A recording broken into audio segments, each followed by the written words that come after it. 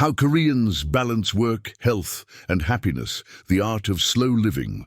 Have you ever wondered how a nation famous for its fast-paced life, endless work hours, flashing neon lights, and the global race for success can also be a place where peace, wellness, and happiness thrive side by side? Welcome to South Korea, where the modern rush meets ancient calm. In a country that built one of the world's most powerful economies within a single generation, life can feel like a constant sprint. From dawn till dusk, offices buzz, students cram, and cities never sleep. Yet beneath this high-speed rhythm lies a quiet heartbeat, a growing culture that whispers, "Slow down, breathe, live." This is the art of slow living, Korean style.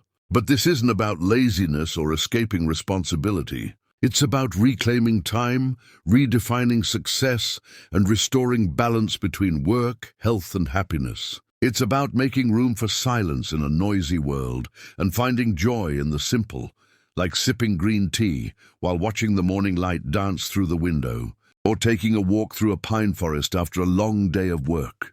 From the crowded streets of Seoul to the peaceful temples of Jeju, Koreans are rediscovering ancient wisdom in modern life. They're blending ambition with mindfulness, proving that you don't have to give up progress to find peace. So how exactly do they do it? How do Koreans stay grounded in a world that moves at lightning speed?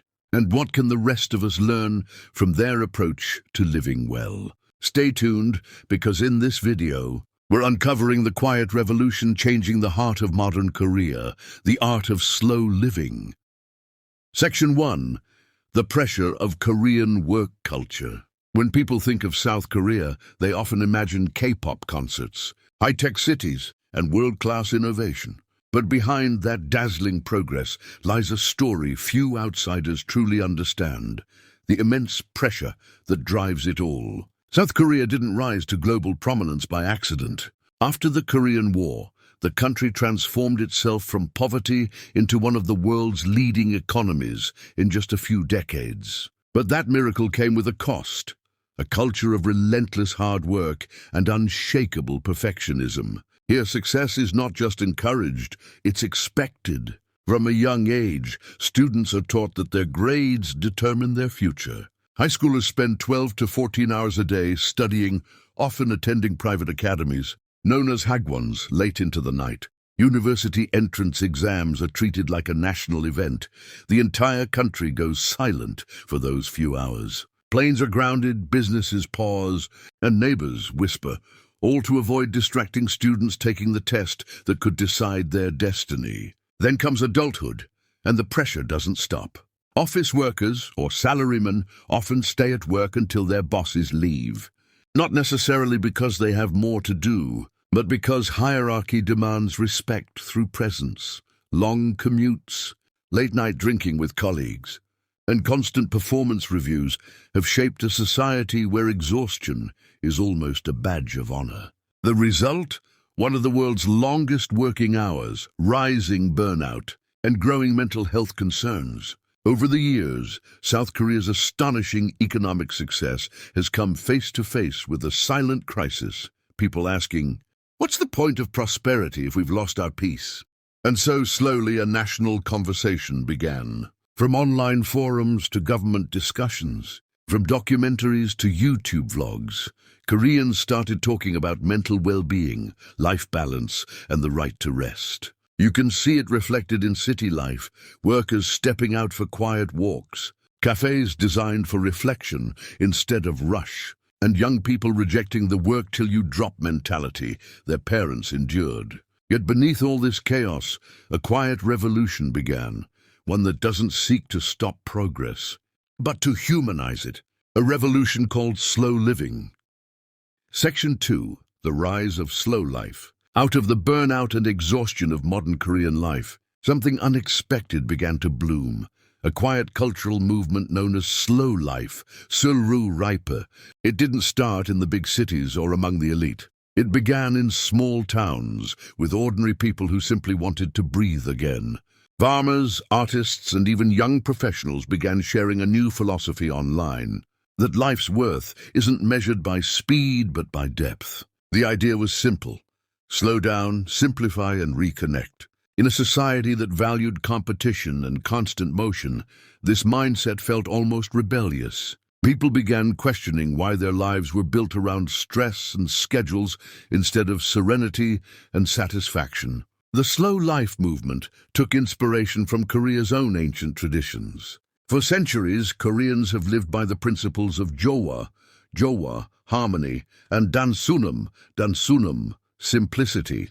These ideas are woven deeply into Korean culture, from the calm architecture of Honjok houses to the balance in their cuisine and the mindfulness in their tea rituals. In places like Jeju Island, slow living became not just a trend, but a lifestyle.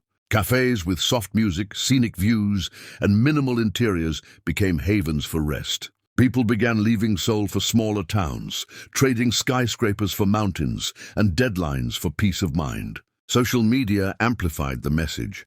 Photos of morning tea, handwritten journals, and quiet countryside life filled Instagram feeds. But this wasn't about pretending to live perfectly, it was about living purposefully. Even Korean celebrities and influencers began promoting balance, showing their fans that rest isn't weakness, it's wisdom. Documentaries and TV shows started exploring slow food, slow travel, and even slow parenting. This gentle wave grew stronger each year, reaching schools, workplaces, and government policies promoting healing culture and well-being tourism. The message spread far beyond Korea's borders that slowing down doesn't mean giving up. It means finally catching up with yourself. So while the world still knows Korea for its speed and innovation, another Korea is quietly rising, one that values peace over pressure, nature over noise, and moments over milestones. Because sometimes the most powerful movement isn't loud, it's calm. Section 3. Health, the foundation of Korean balance. In Korea, health isn't just about avoiding sickness, it's about creating harmony between the body, mind, and spirit. It's a philosophy rooted in thousands of years of tradition, where every meal, habit, and ritual carries a deeper meaning. At the heart of this balance is a simple truth. Well-being begins with what you eat. Korean food culture isn't built on luxury or excess, but on function and balance. Meals are carefully crafted to nourish both body and soul. Take kimchi, for instance, a humble side dish, yet a powerhouse of probiotics that aid digestion and immunity. Or doenjang, fermented soybean paste, which Koreans use not just for flavor, but for its natural detoxifying properties. Even the colors of food matter: red, green, yellow, white, and black, representing the 5 elements of nature, a concept known as obangsek. It's no coincidence that Korea has one of the world's highest life expectancies. Traditional meals are designed for long-term vitality, not instant satisfaction. Food isn't rushed. It's prepared mindfully, served beautifully, and eaten slowly. But it's not just about diet.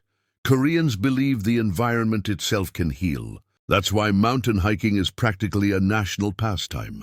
Every weekend, trails across the country fill with people, from teenagers to grandparents, climbing together, breathing in the forest air and sharing food at the peak. This practice, known as Sanrimyog or forest bathing, is both physical exercise and mental therapy. Then there's the Korean bathhouse culture, Jjimjilbang, where people detoxify in hot saunas, soak in mineral pools, and nap in warm rooms lined with salt or jade. These places aren't luxuries, they're part of everyday health maintenance, emphasizing rest, cleansing, and community.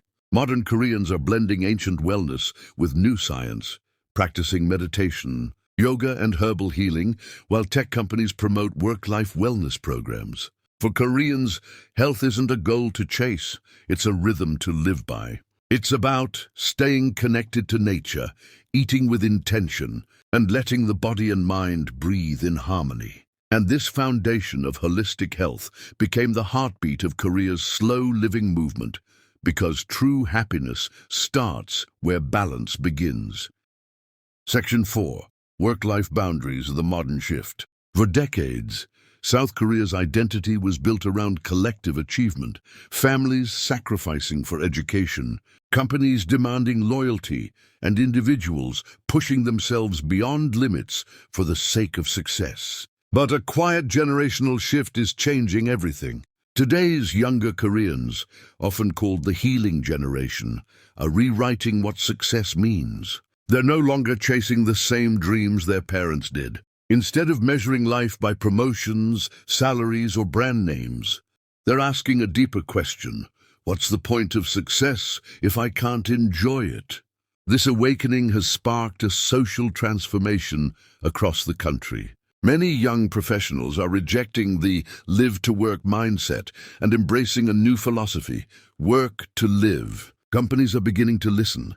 Tech firms and creative industries are experimenting with remote work, flexible hours, and even 4-day work weeks to support mental well-being. Some offices encourage digital detox hours, periods where employees disconnect completely from work messages to focus on life outside their screens. It's not rebellion, it's recalibration. Amid this change, one cultural trend stands out, Honjok, literally meaning the tribe of one.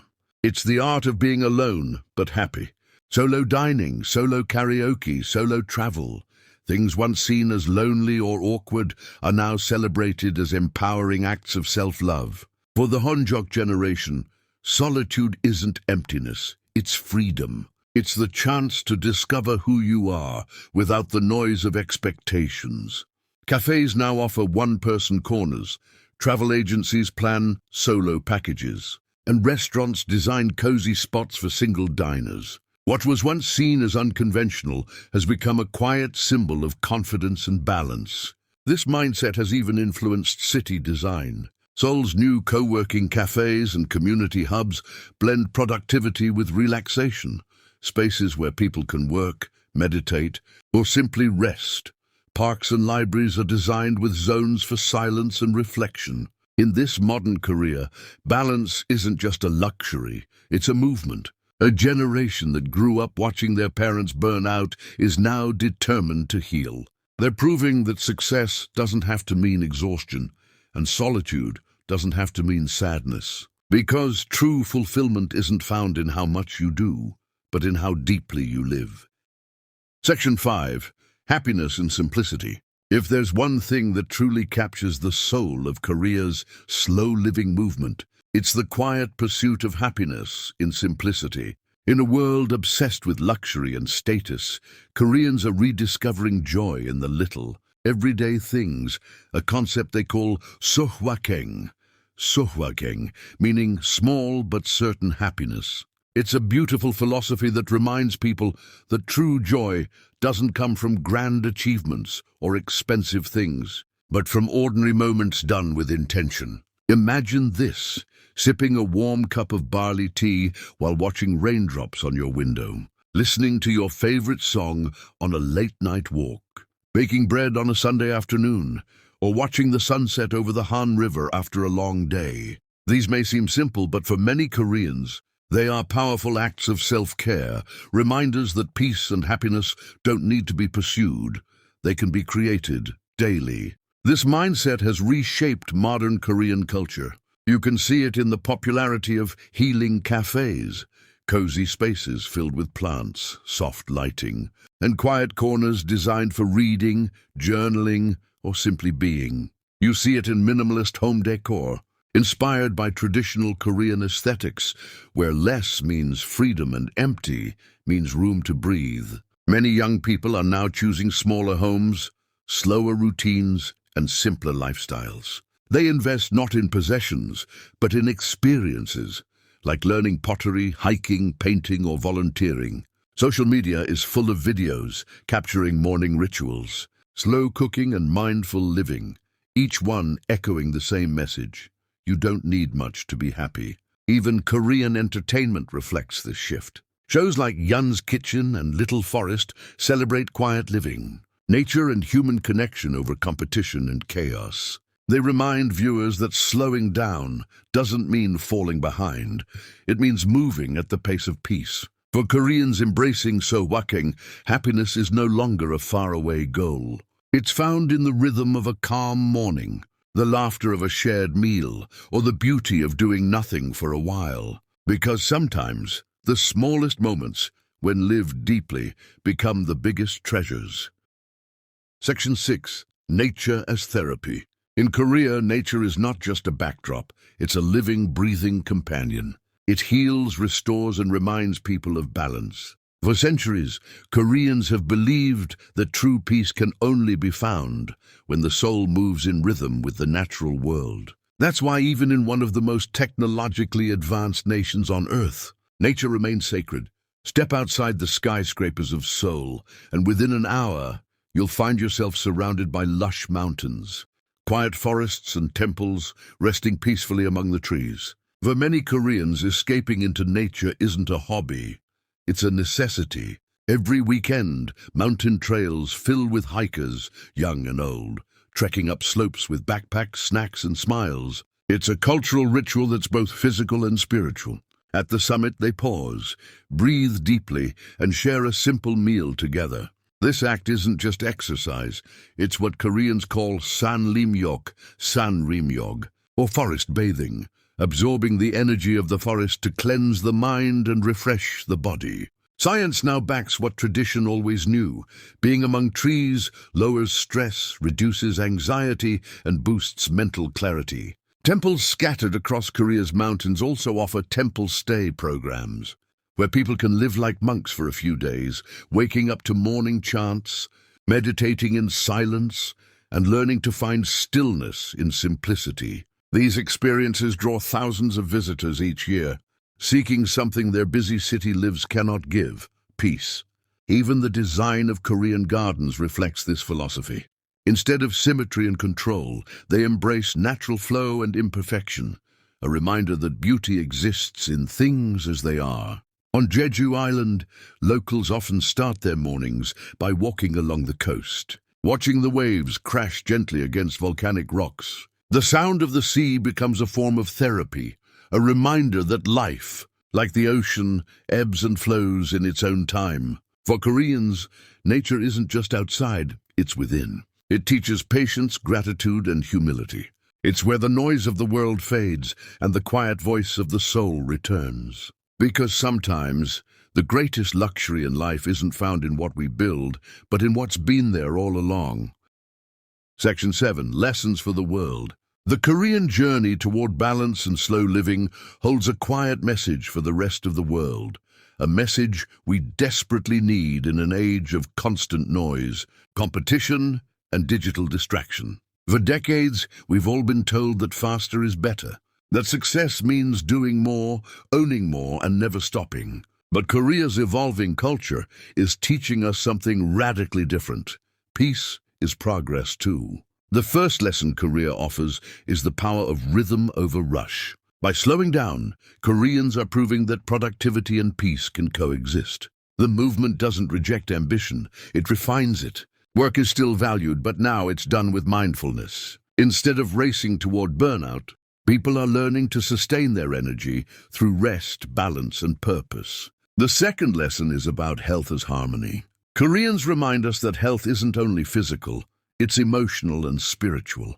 You can eat all the right foods or go to the gym every day, but if your mind is restless and your heart is heavy, you're not truly well. Their approach, from fermented foods to forest walks, teaches us that well-being must be holistic. The third lesson is the beauty of simplicity. The philosophy of Sohwakeng, small but certain happiness, challenges the modern obsession with more. It invites us to find joy in the ordinary, a good meal, a quiet morning, a shared smile.